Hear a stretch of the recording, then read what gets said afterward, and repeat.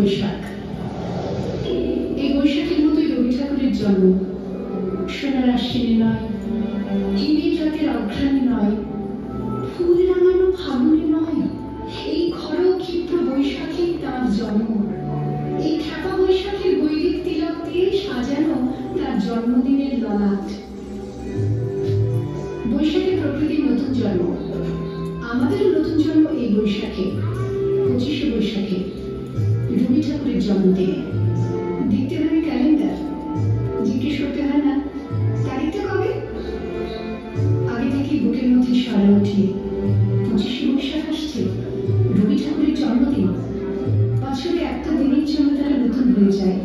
চারপাশে নীলে লালে সবুজে হলুদে রঙিন ফুলে আলপনা, মাঝখানে খয়েরি রঙের সুতোয় রোজ দুপুরের না ঘুমানো চোখে কাজের ক্লান্ত অবসরে বোনা হয়ে চলেছে সেই 4টে লাইন।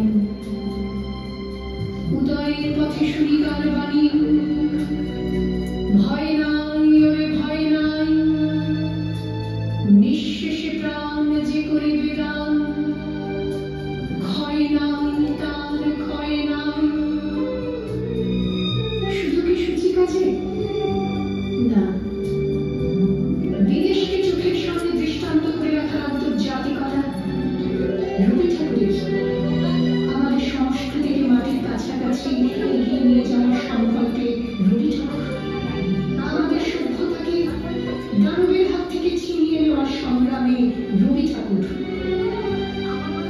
আকাশে মাটিতে মনে এত যে বৃষ্টি পড়ে, তার ছন্দ রবি ঠাকুরের। এত যে ফুল ফোটে, তার গন্ধ রবি ঠাকুরের। তাই প্রতিদিন তার জন্ম, কোনদিনই তার মৃত্যু নেই। কালের কালা পাহাড়ে সে কোনদিন যদি ভারতবর্ষ থেকে সমস্ত ঠাকুরের পুজোর প্রদীপ নিভিয়ে দিয়ে যায়, তবু একটি ঠাকুরের বেদি চিরকাল থাকবে মাটির সঙ্গে গাঁথা। কোন ঠাকুর? রবি ঠাকুর।